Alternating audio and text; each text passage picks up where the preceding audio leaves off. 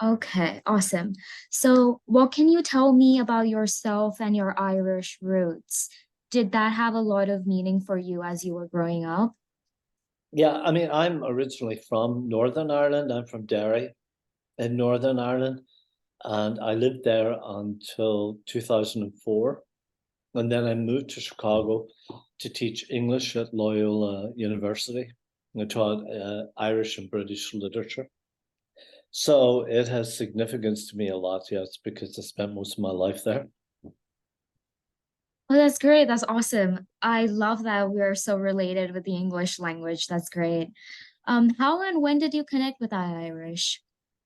Well, it was largely through the Irish American news because I lived in Chicago for 16 years, and Cliff Carlson uh, was running the IBAM, Irish Books and Music Awards annually, and I was invited to get involved with the Irish community. And it was really there that I met John, and John then had asked if I'd like to write for, at that point, it was still the Irish American News in Ohio. It later Hmm. became iIrish. So I was very happy to do that. Oh, great. That's wonderful. So, what can you tell me about your column and what made you focus your writing to this? It's very kind of the column in terms of what I write. I like to write either things that are related to Irish literature and the significance of Irish literature, but also in terms of what's happening in Ireland. Currently, sometimes that is very much about my opinion, but hopefully an informed opinion. And Mhm. I like to know because there's two sides to the story. There is the native Irish, and then there are those Americans who have Irish roots and Irish identity. And sometimes those two sides of the stories are very different to each other. And the example I give is, I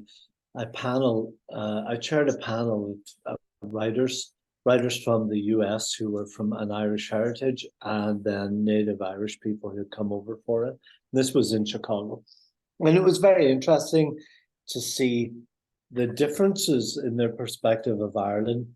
For Mhm. instance, the native Irish uh, writers were quite skeptical of Ireland and its current positioning within the EU, and just generally were not overly pleased with the government. This is some time ago. And whereas the American writers had a very kind of sentimentalized view of Ireland, but of course that was because, we live in a country where there's so many diverse cultures. Everybody wants to grab onto their own tribe. And in doing that, they become less critical of that tribe because they get so much significance in terms of identity and that. So that's fascinating for me to observe. It's also important to realize that the main thrust of Irish immigration to the United States was during the famine in the mid Hmm. century. And so, when you left Ireland, you basically were dead to your family. They'll Yeah. probably never hear from you again. That was it. And so there's such a strong emotional tie to Ireland as well. And so sometimes, again, in Irish people's minds, once you leave the country, you're out of sight, out of mind. Hmm. And to me, it was great hearing these stories about people from an Irish background who are American, Right. because it was like a continuation of a story that I hadn't heard, Hmm. because once they'd left, the story had ended. So for me, it was nice to hear how people progress, what these people came to America, what did they find? Did they realize their dreams? That sort of thing. Oh, wow. That's awesome. Thanks so much for sharing that with me. I know, well, you mentioned that this is one of your favorite stories, but what is your favorite stories which you talked about in your column so far? Um, I think I'm enjoying some of Charlie. This is my dog. He's barking for no reason, but That's fine.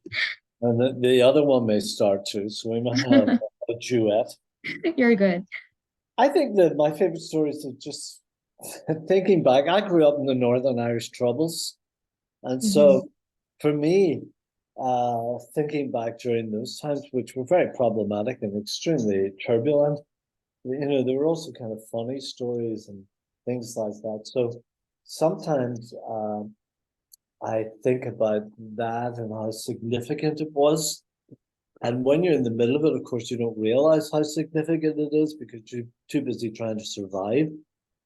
So I have been enjoying writing more about those sorts of periods because at one point I just didn't want to think about it, but now I am able to think about it, and that's become an important feature to me, I think. Yeah, that's great. That's good to know. Okay, my last question for you is, what do you do outside of writing for iIrish? I know you mentioned that you used to teach in Chicago. Do you want to talk a bit more about your experience as a university professor? Oh, I loved my time in Chicago. I had a great time. While I worked there, I also got involved with my own creative writing. I Mm-hmm. had a number of plays that were produced in Chicago, and that was very exciting for me. I really enjoyed that. I took to writing some poetry as well. So I've had a book of poetry that has been published, and there's another one due out in the fall. So that has been significant. So when I retired from teaching in 2019, we moved down here to Southern California and got involved with a lot of voluntary stuff. But one of the things that I do is teach literature to retirees now. And this is a Oh. voluntary position, and I do it online. And Mhm. that has become great too. You know, people who have retired from their professions and who want to know more about literature and analyze Mhm. literature. That's become quite fun. So I've really enjoyed that. Oh, that's great. Sounds like you're doing pretty well with your life, huh? Oh, I think so. I think so. Yeah, that's great. I'm so happy that I got a chance to speak with you. Thank you so much for doing this. You're welcome. All right, I hope to stay in touch. Thanks a lot again. Okay, all the best now. Bye bye. Bye. See you. Take care.